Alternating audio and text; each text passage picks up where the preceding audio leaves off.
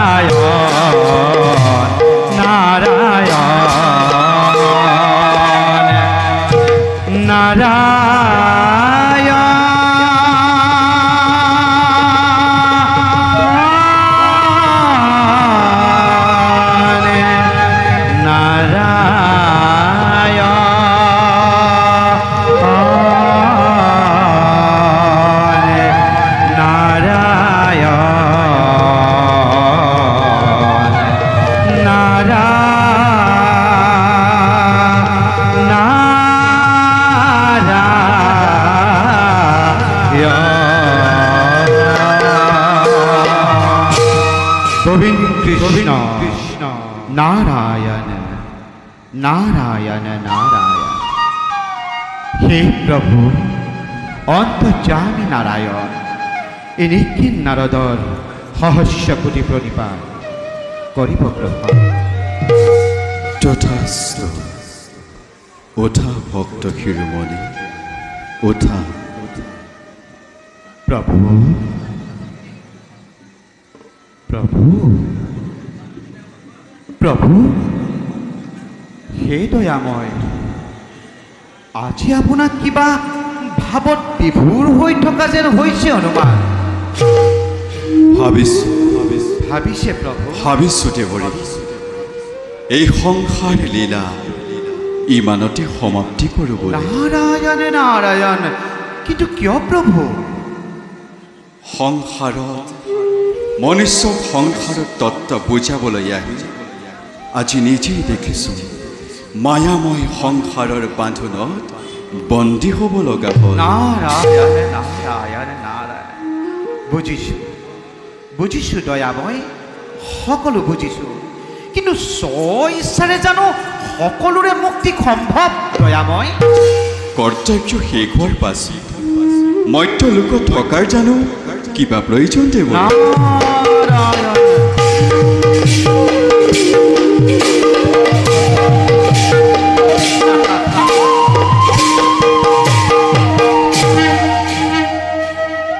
তেন্তে প্ৰভু আপোনাৰো যাবৰ সময় হ'ল। উপহাস নকৰিবা দেৱৰী। নাৰায়ণ নাৰায়ণ। আমি জানো আমাৰ কৰ্তব্য এতিয়াও শেষ হোৱা নাই। নিশ্চয় দয়াময়। ধৰিত্ৰীৰ ভূভাৰ এতিয়াও লাঘৱ হোৱা নাই।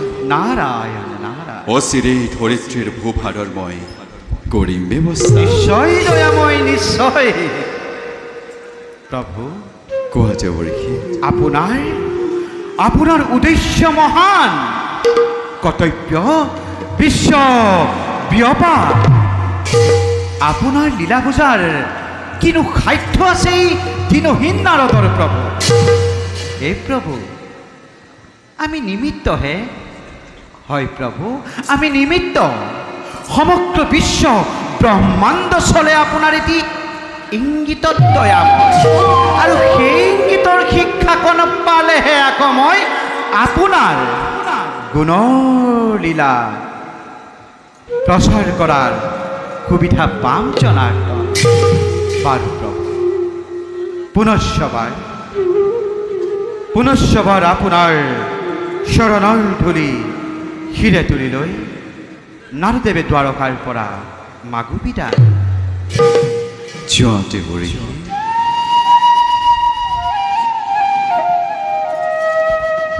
মঙ্গলাম ভগবান বিষ্ণু, মঙ্গলাম গরুড়ধ্বজা,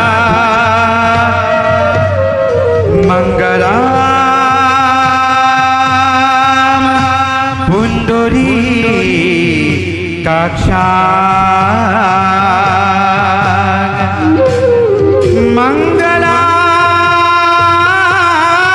मंगलाम तनो हरि,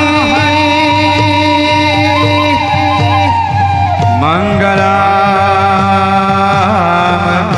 तनो हरि, मंगलाम तनो हरि,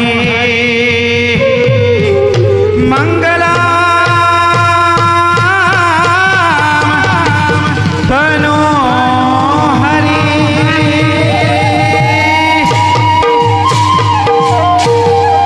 प्रभु भगवन्त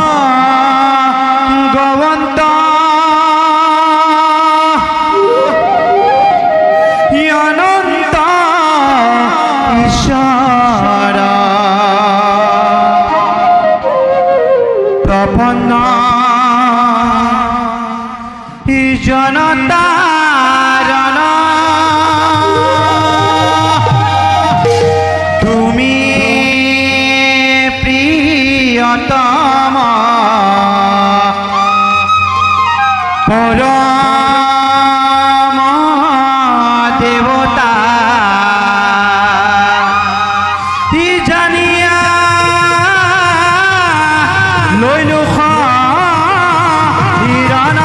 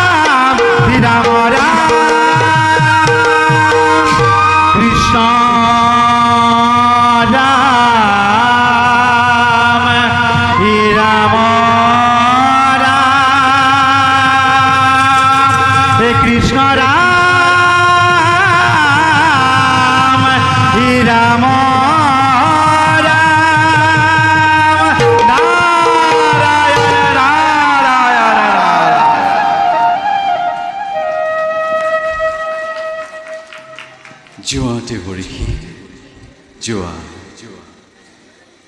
আজি সংসাৰ লীলা ত্যাগ কৰিম বুলি ভাবিও থমকি ৰ'ব লগা হ'ল কাৰণ আমাৰ কৰ্তব্য এতিয়াও শেষ হোৱা নাই আজি দেখিছোঁ দ্বাৰকাটো অধৰ্মই চানি ধৰিছে আমাৰ আত্মীয়জন আজি অহংকাৰত লিপ্ত হৈছে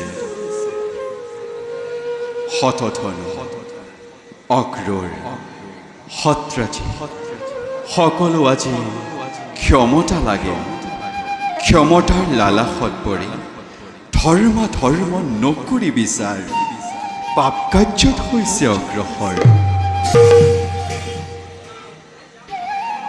শুনা মানুহ শুনা আমি কওঁ কাম ক্ৰোধ লোভ মায়া সকলো ত্যাগী পৰমাৰ্থ লোৱা বাচি মিত্ৰ শত্ৰু ইষ্ট কুটুম্ব সবাকে দিবা তোমালোকে সমান দৃষ্টি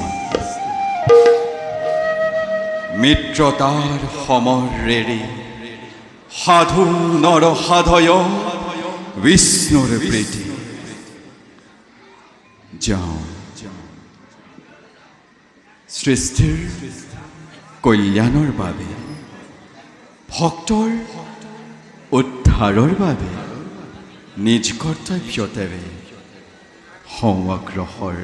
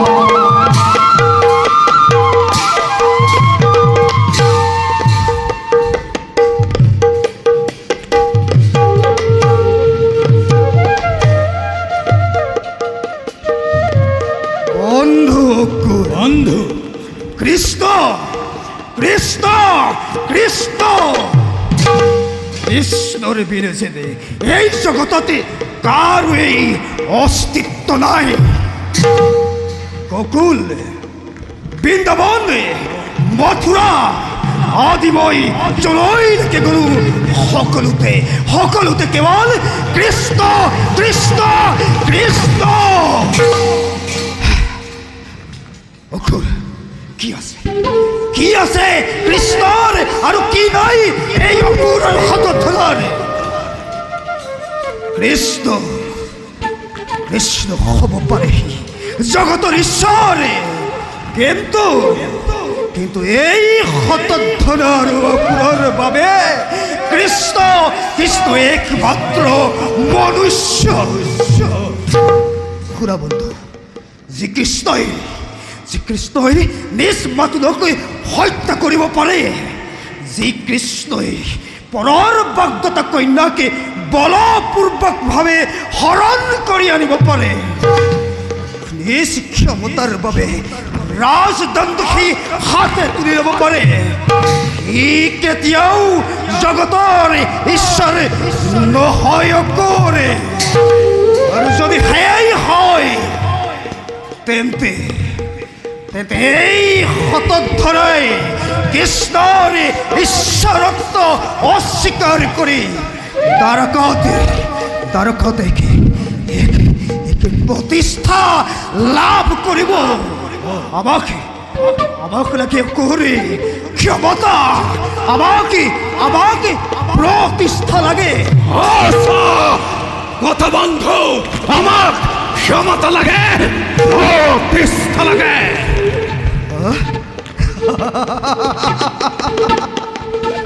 অকুর তুমি তো কৃষ্ণর মহাভক্ত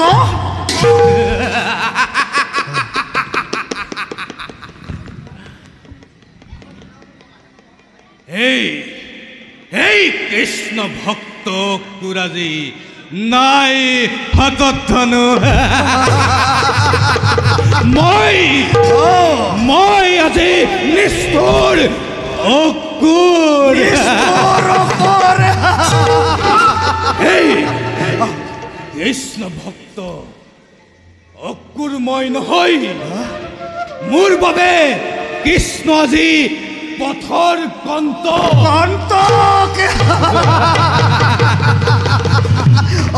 যদি কৃষ্ণ নাথাকিলেহেঁতেন কেতিয়াবাই হত্যাজিতক নিষেধ কৰিলোহেঁতেন সঁচা বন্ধ কৰে হত্যাজিতৰ মতে হেনো সত্য ভাবাৰ বাবে যোগ্য বৰ কেৱল এই দ্বাৰকাৰ কৃষ্ণহে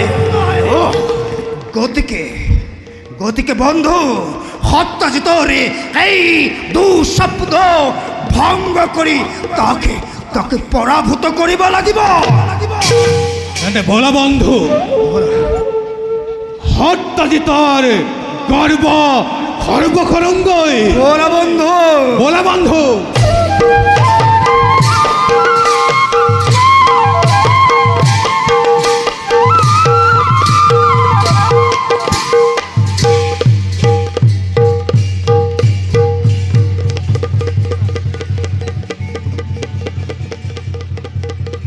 কৃষ্ণ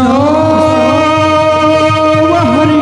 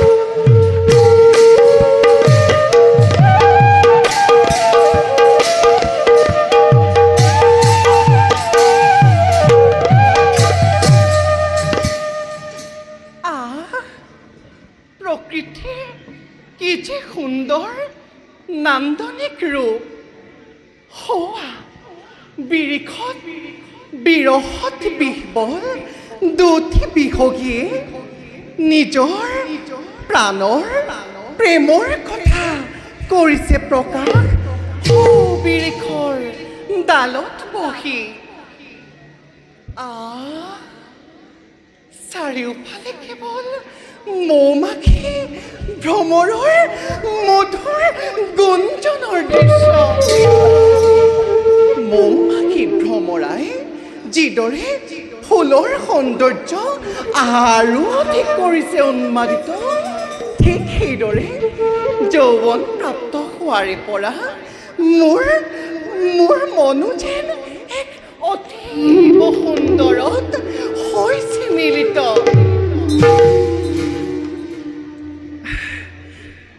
ৰাজকন্যা সত্যভামাময় মোৰ পানী গ্ৰহণৰ বাবে শতধনুহঁতে পিতৃৰ ওচৰত কৰিছে প্ৰাৰ্থনা কিন্তু দ্বাৰকাক যে পিতৃয়ে নকৰে অলপো বিশ্বাস সেইবাবে মোৰ বিবাহ জানো দ্বাৰকাৰ কোনো যুৱকৰ সৈতে সম্ভৱ নাই নাই নাই নাই এই বিবাহ আমাৰ পক্ষে কোনো নহয় সম্ভৱ তথাপিও যেন মোৰ মনে কয়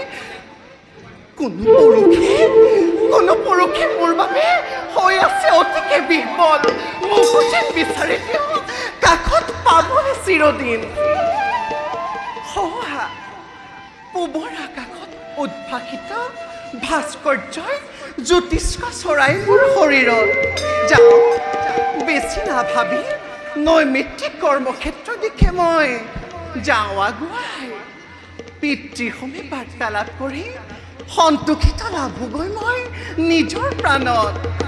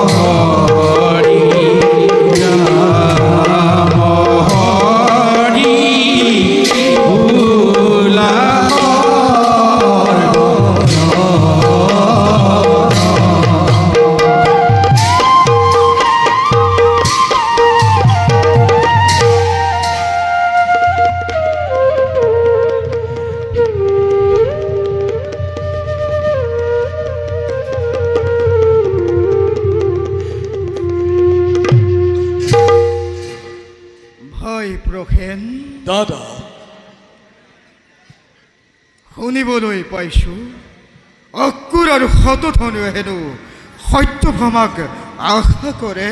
সঁচা কথা দাদা। বাও নহয় সিহঁতে চন্দলৈ হাত মেলে। অসম্ভৱ অসম্ভৱ অসম্ভৱ। এই কথা কেতিয়াও হ'ব নোৱাৰে ভাই। সঁচা কথা দাদা। অক্কুৰ আৰু শতধনু কেতিয়াও মোৰ কন্যাৰ যোগ্য বৰ হ'ব নোৱাৰে। কৃষ্ণক মানিলো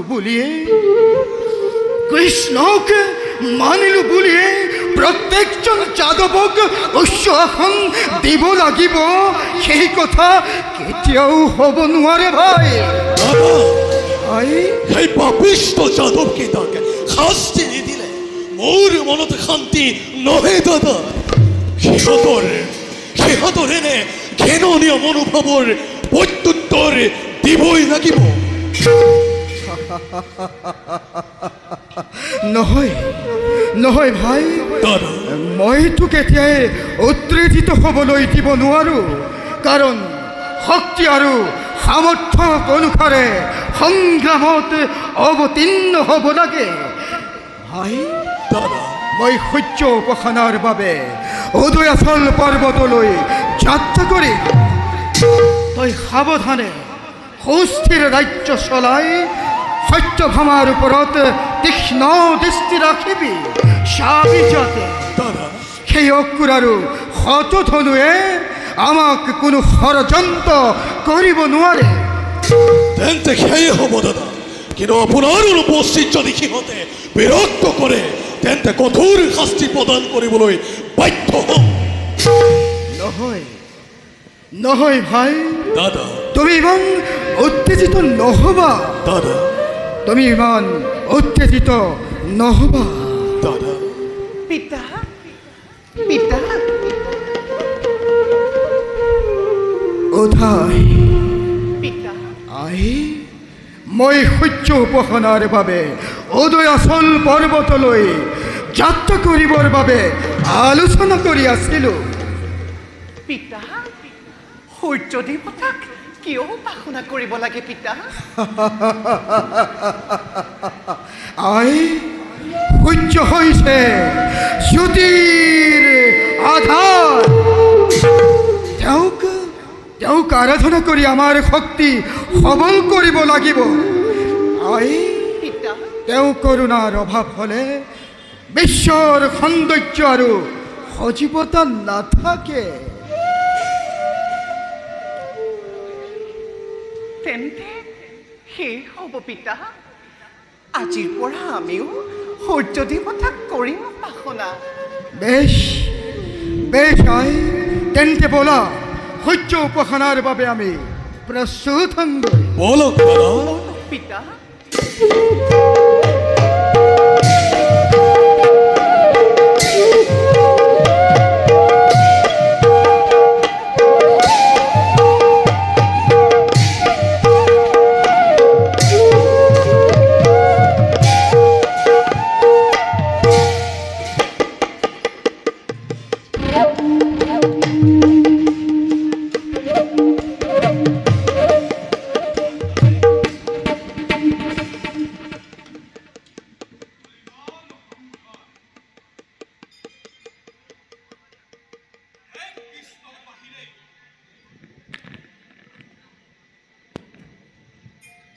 এক কৃষ্ণৰ বাহিৰে তোৰ সত্যভামাৰ বৰ নাই বুলি তই সদম্ভে কৰিছ ঘোষণা। কিন্তু তোৰেই দৰ্পচন্ন কৰি তোৰ বক্ষ ভিতাৰী তোৰ কেঁচা শুনিতেৰে সত্যভামাৰ হৃদত হেন্দৰ নিদিৰা পৰ্যন্ত মোৰ ৰক্ত শীতল নহ'ব। বন্ধু বন্ধু অক্কুৰ, বন্ধু শুনা অক্কুৰ, আজি এক সংবাদ লৈ আহিছোঁ তোমাৰ বাবে। এই সংবাদ সংবাদ সুবৰ্ণ সুযোগ আজি হৈছে উপস্থিত। কিন্তু কেনেকৈ? কেনেকৈ? এই মাত্ৰ সংবাদ পালোঁ, সত্ৰজিতে প্ৰসেন আৰু সত্যভামাকে অকলে এৰি থৈ সূৰ্যৰ উপাসনাৰ বাবে কৰিছে গমন। তেন্তে ৰবৰ সময় নাই বন্ধু। এয়াই সোণালী সুযোগ।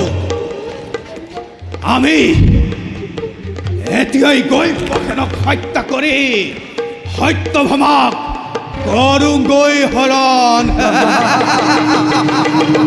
তেন্তে বন্ধু বিলম্বৰ নাই প্ৰয়োজন। এই মুহূৰ্ততে সত্যাজিতৰ দৰ্পশূন্য কৰোঁগৈ বলা।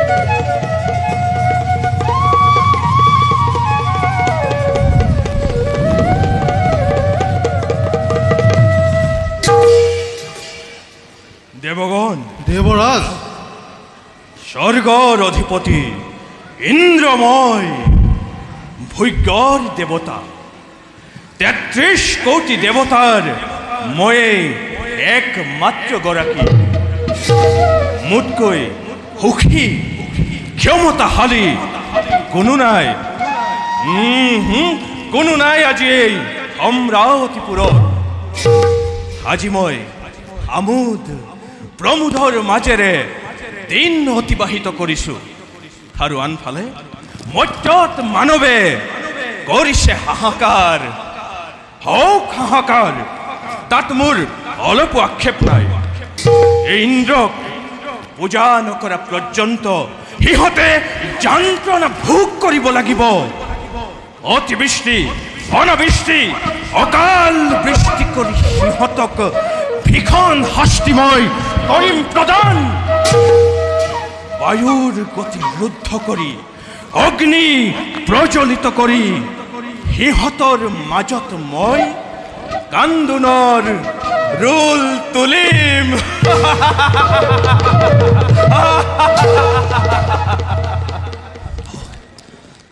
দেৱগণ, দেৱৰাজ, বিস্মিত আছিলো মই ইন্দ্ৰ।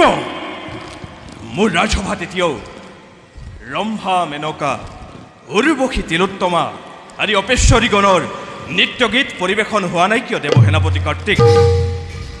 চিন্তা নকৰিব দেৱৰাজ, এটি ক্ষণে মই সকলো ব্যৱস্থা কৰিম। আপুনি খন্তেক অপেক্ষা কৰক, মই সিহঁতক লৈ আহোঁগৈ। যোৱা। ৰবা কাৰ্তিক, খন্তেক অপেক্ষা কৰা। কি হ'ল বৰুণ, তোমাৰ উদ্দেশ্য কি? বৰুণ, কিয় বাধা দিলা মোক? সূৰ্য উদয়ৰ বহু সময় হ'ল, তথাপিও ইন্দ্ৰ ৰাজসভা শূন্য। কেনেকৈ শূন্য হ'ব দেৱৰাজৰ ৰাজসভা? স্বয়ং দেৱৰাজ আজি সিংহাসনত বিদ্যমান। দেৱৰ সেনাপতিক আৰু ময়ো সভাস্থলীত। নহয় বৰুণ, অপেশ্বৰীগণ নথকালৈকে ইন্দ্ৰ ৰাজসভাৰ কোনো মূল্য নাই।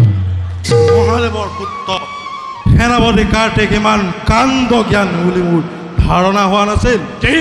আৰু অন্য হাতে দেৱৰাজু যে স্তব্ধ হোৱা বৰুণ, তুমি সীমা অতিক্ৰম কৰি গৈছা। বৰুণে সীমা কৰিলেও দেৱৰাজৰ চৰম সীমাতকৈ বহু নিলগত। বৰুণ, আস্ফালন কৰি লাভ নাই দেৱৰ সেনাপতি কাৰ্তিক।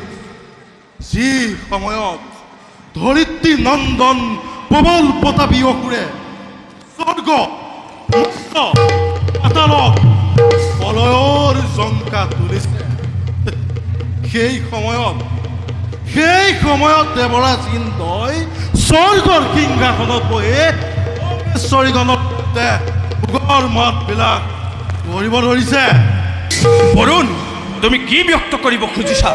নৰকাসুৰ, প্ৰাগজ্যোতিষৰ অধিপতি নৰকাসুৰ। নৰকাসুৰ? কোন সেই নৰকাসুৰ? ধৰিত্ৰী নন্দন বৰা বিষ্ণু ওৰজাত নৰকাসুৰ। অসুৰক বধ কৰি প্ৰাগজ্যোতিষৰ সিংহাসন কৰিছে হৰণ।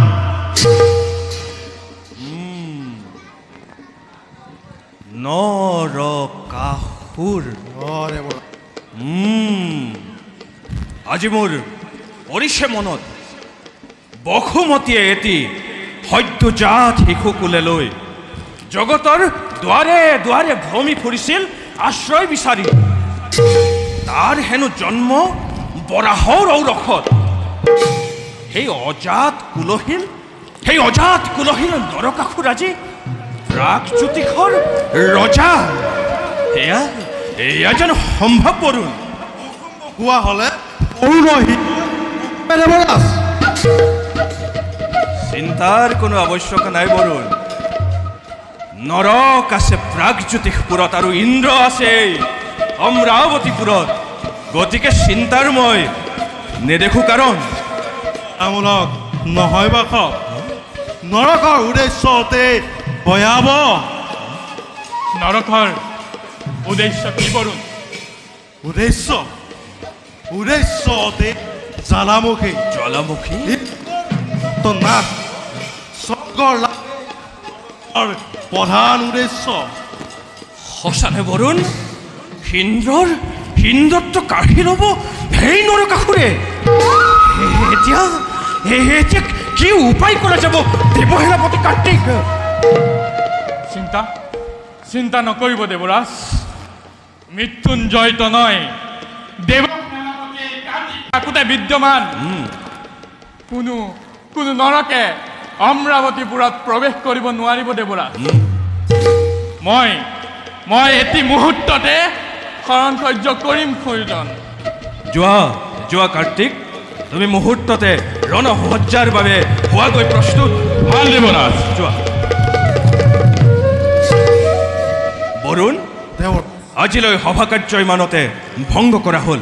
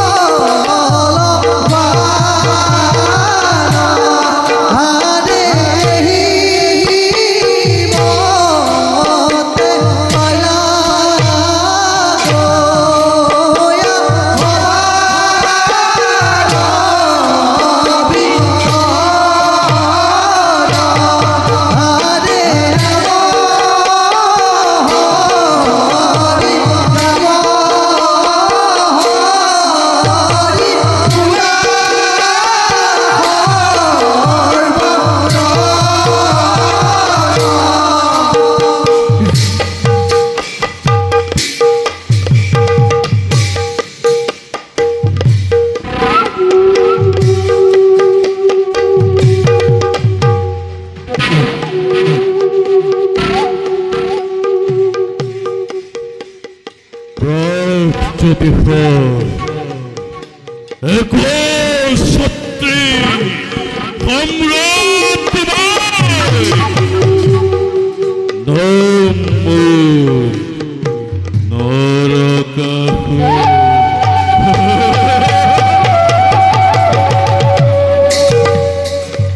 এই নৰকাসুৰ প্ৰজ্বলিত পথে কোনেও নিৰ্বাপিত কৰিব নোৱাৰে জীবন জোৰা কলংকৈ বাধ্য কৰাইছে মোকে উৎকীৰ্ণ হ'বলৈ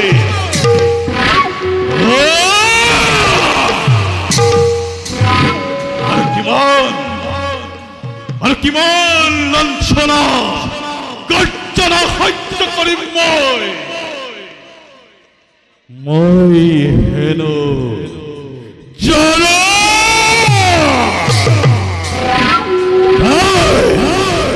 তিনিওলোকতে কেৱল পীড়িত আৰু লাঞ্ছিত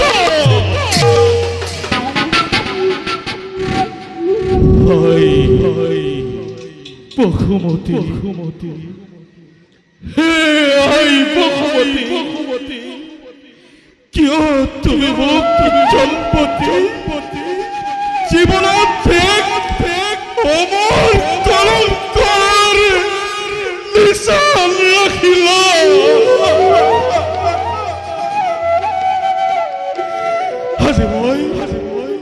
আজি মই পিতৃ পৰিচয় দিব পৰা নাই জগতৰ আগত পিতা এবাৰ মাত্ৰ এবাৰ আহি জগতত কৈ এই নৰক জাৰক নহয়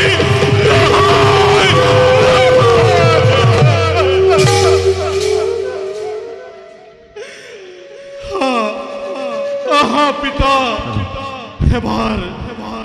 এবাৰ জগত পাখি আগত দিয়া দৰ্শন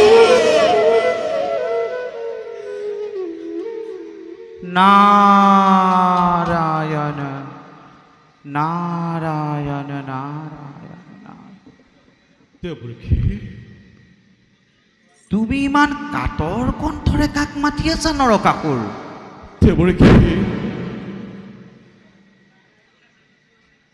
মই আপুনি সৌভাগ্য হৈও কিয় মোক কৰিছে চালনা নাৰায়ণ নাৰায়ণ সঁচাই মই একোৱেই নাজানো দেৱৰ্ষী শুনক আজি মই ত্ৰিভুৱন বিজয়ী মোৰ ভয়তে ত্ৰাসবান সমস্ত জগত নাৰায়ণ নাৰায়ণ কিন্তু দেৱৰ্ষী কিন্তু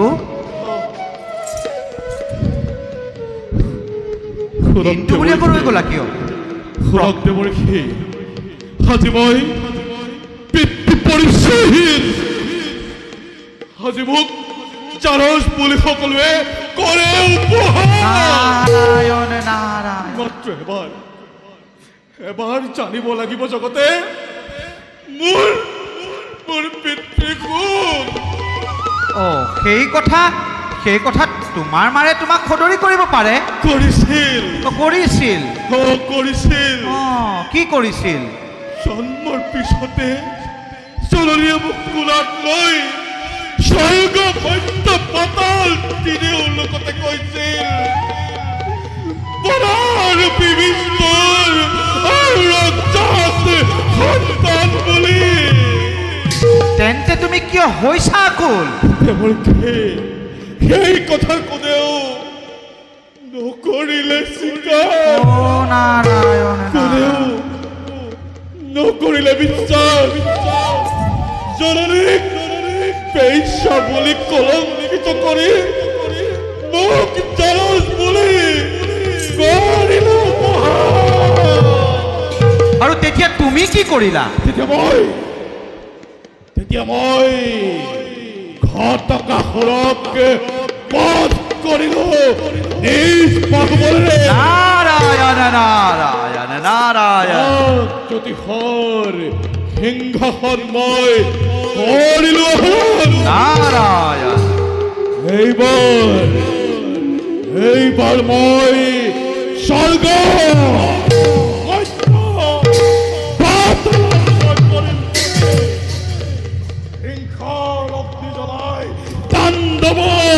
সৃষ্টি করিস সমস্ত তোমার এই শক্তিকে মই প্রশংসা কৰিছো নরক। কিন্তু কি মই যে পিতৃ পরিচয়হীন, মই যে জারজ নারায়ণ মাতৃমূর পেশ নহয় নহয় নরক নহয়, তোমার পিতৃ আছে। মোৰ পিতৃ আছে তোমাৰ পিতৃ আছে নৰক, কিন্তু অন্য ৰূপত আত্মপ্ৰকাশ কৰিছে। কি মোক দেৱৰ্ষি, মোক সকলো ভাঙি পাতি কওক, মোৰ পিতৃ কোন? তোমাৰ পিতৃ কোন? কোন? তোমাৰ পিতৃ নাৰায়ণ নাৰায়ণ। কওক দেৱৰ্ষি, মোৰ পিতৃ কোন? তোমাৰ পিতৃ কোন? নাৰায়ণ, তোমাৰ পিতৃ দ্বাৰকাপতি শ্ৰীকৃষ্ণ। দ্বাৰকাপতি কৃষ্ণ মোৰ পিতৃ? তোমাৰ পিতৃ দ্বাৰকাপতি শ্ৰীকৃষ্ণ।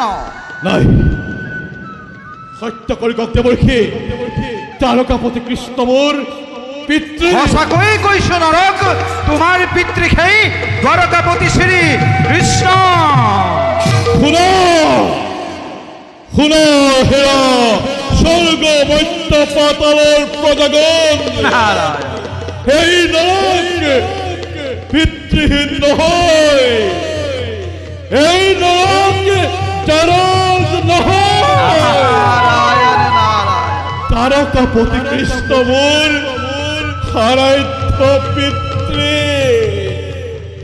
দেৱৰ্ষি বলক, মোক মোৰ পিতৃৰ ওচৰলৈ বলক।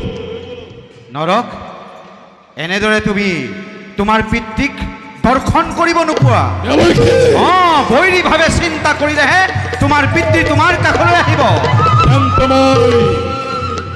আজিয়েই দ্বাৰকালৈ যাত্ৰা কৰে। ৰবা ৰবা ৰবা ৰবা ৰবা, নাৰায়ণ নাৰায়ণ, এনেকৈ নহয় নৰক। প্ৰথমতে পৃথিৱীত মহাপ্ৰলয়ৰ সৃষ্টি কৰা, পৃথিৱীত হাহাকাৰ কৰা, নাৰী নিৰ্যাতন কৰা, শিশুক এফালৰ পৰা কাটি মাৰি ধ্বংস কৰি যোৱা। এতিয়াই ভক্তক ৰক্ষা কৰিবৰ বাবে তোমাৰ পিতৃয়ে তোমাক দৰ্শন দিব। মই এতিয়া আহিলোহে। নাৰায়ণ নাৰায়ণ নাৰায়ণ।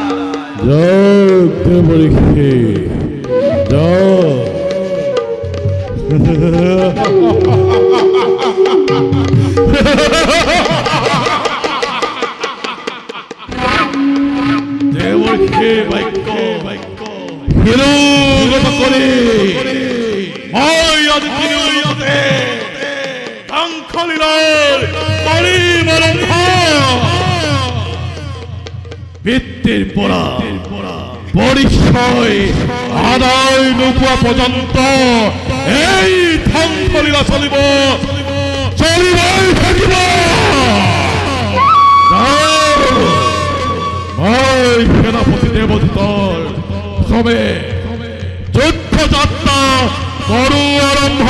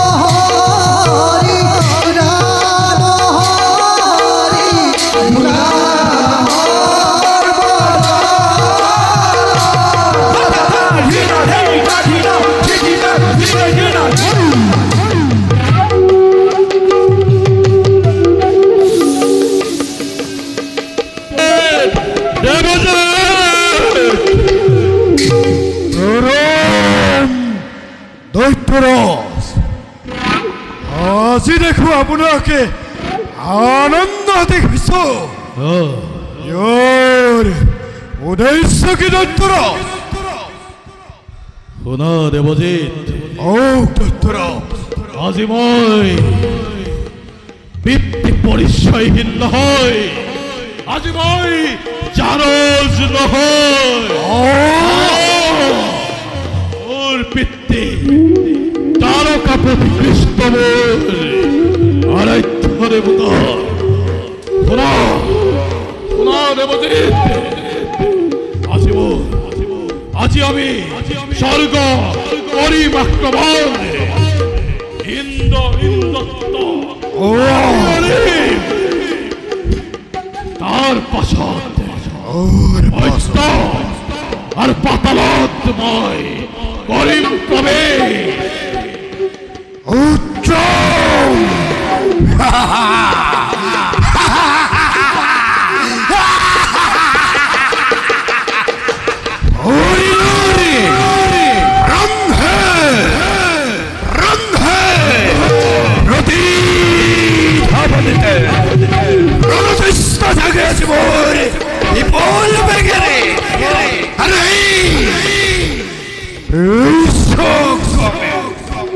পুরন্দার কথা মনত পড়িলে রক্তারি প্লাবন জাগে উঠে মোরে প্রতি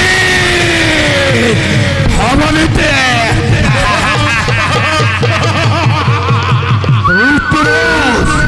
বিলম্বরে রহে প্রয়োজন অনেক করো মুহূর্ততে স্বর্গ আক্রমণ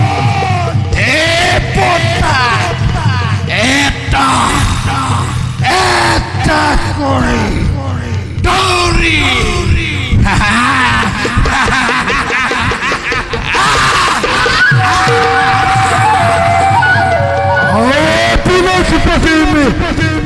স্বর্গের এক সত্যি সম্রাট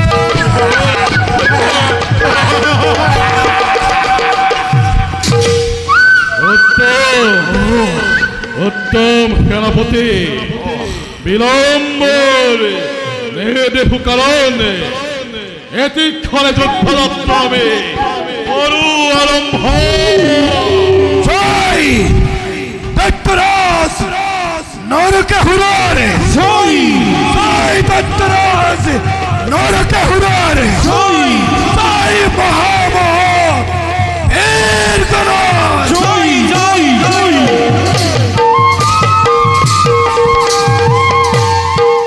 যুদ্ধযাত্রা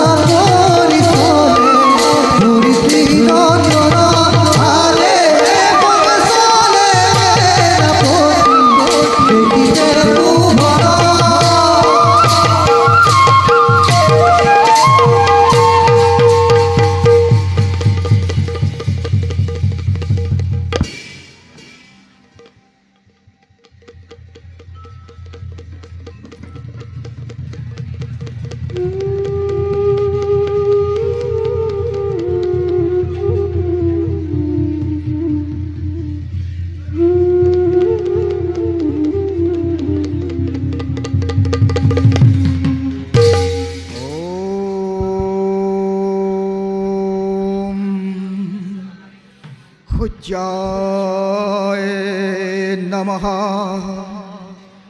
ওম জয় নমঃ ওম জয় নমঃ জবা কুসুম শঙ্কাশম কাশ্যপেয়ং মহাধুতিম ধন্তারিং সর্ব পাপঘ্নং প্রিয়ন্তে হস্মি দিবাকরম দিবাকরম দিবাকরম হে সূর্য দেবতা হে সবিতা তুমি জ্যোতির আধার, তোমাকে নমস্কার, নমস্কার, নমস্কার।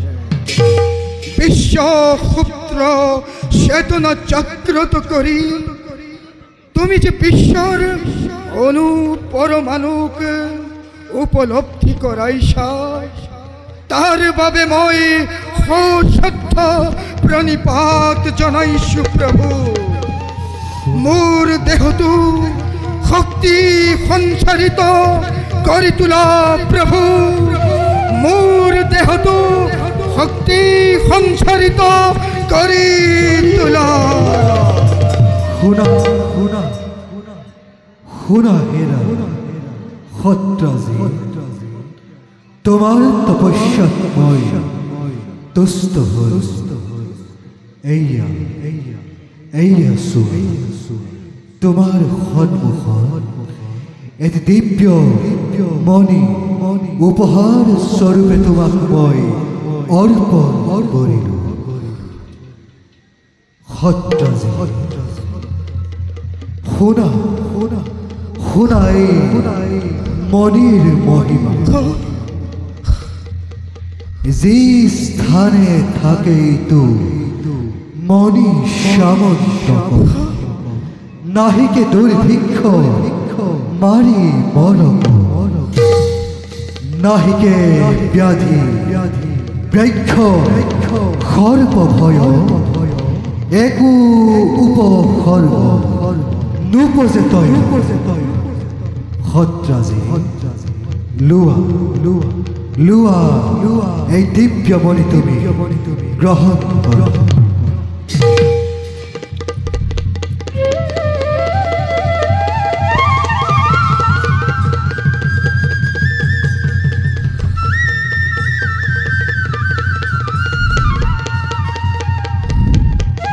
তোমার আশীর্বাদ শ্রদ্ধারে করিলু গ্রহণ।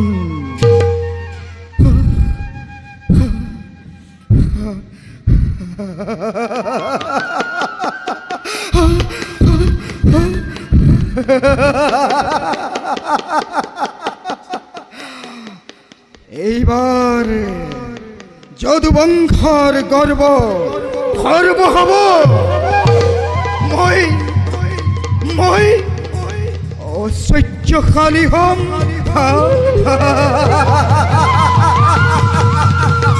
মই মই বিপদ মুক্ত হম।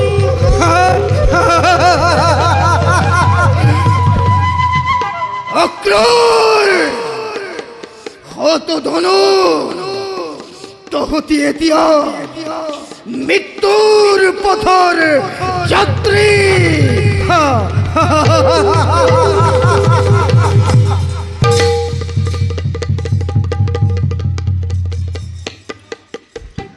বলকুরে এই সুবর্ণ সুযোগে সত্যাজিতৰ অনুপস্থিতি পখেৰক এবাৰ সুধি চাম, সি আমাৰ এই প্ৰস্তাৱতে সন্মতি প্ৰকাশ কৰে নে নকৰে। আৰু যদি সন্মতি প্ৰদান নকৰে তেন্তে পখেনক হত্যা কৰি সত্যভামাক লৈ যাম ৰাজপ্ৰসাদলৈ।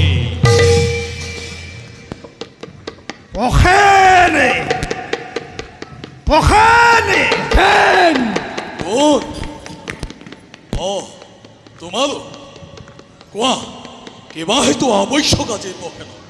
আৱশ্যক আৱশ্যক আছে পখেনে, আৰু আৱশ্যক থকাৰ বাবেতো আমি ইয়াত উপস্থিত হৈছোঁ।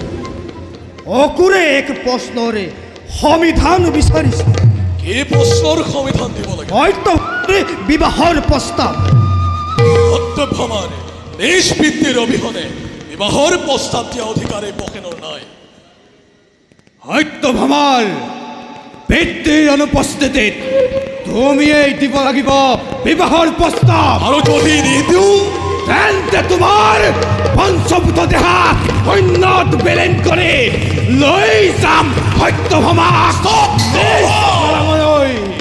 স্তব্ধ হ। ভিত্ৰ শত্ৰিকেতন সাধাৰণ যাদৱক সতভ্যমাক অৰ্পণ কৰিবলৈ মোৰ মস্তিষ্কৰ এতিয়াও বিকৃতি ঘটা নাই।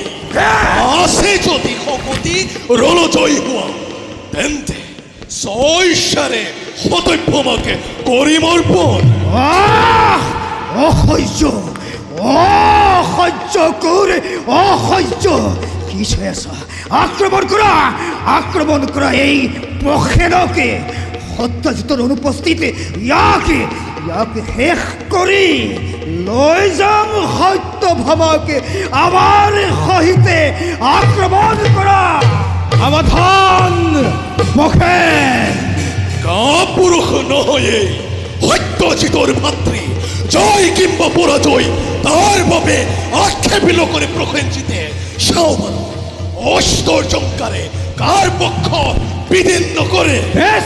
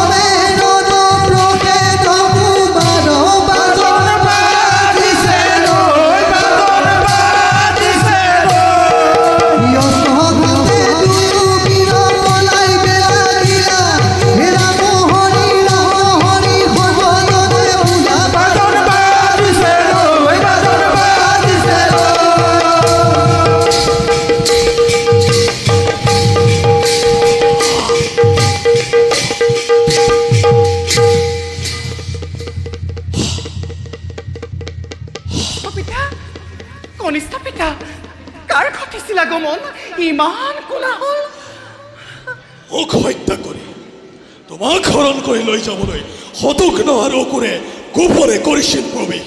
কনিষ্ঠ পিতা মোৰ হলে হৃদয় বৰ কঁপিব লাগিছে। পুনৰ কিম্বা ঘটিব নেকি অঘটন? নাই এই বাসন্তহঁতক উচিত শিক্ষা দিছে।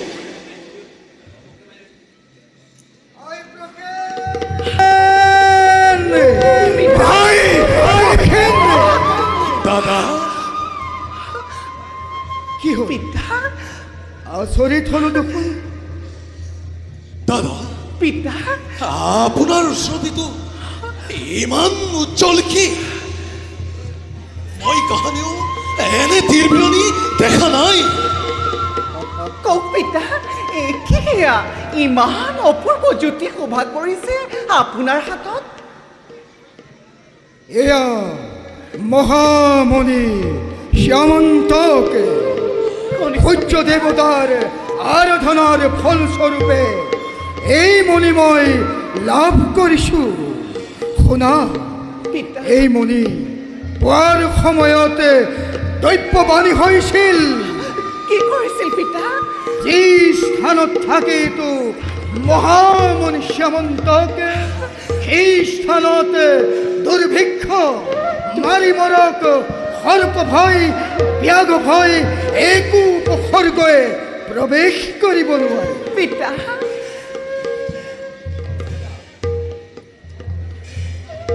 অতি উত্তম পিতা। কনিষ্ঠ পিতা এতিয়া অতি উত্তম সংবাদ। এতিয়া যদি আহে সেই নিষ্ঠুৰ সকল তাহাঁতক কোন কাৰ কথা কৈছ? দাদা হতঘ্ন আৰু অকুৰে গোপনে প্ৰহৰিছিল প্ৰৱেশ আইকে হৰণ কৰি লৈ যাব।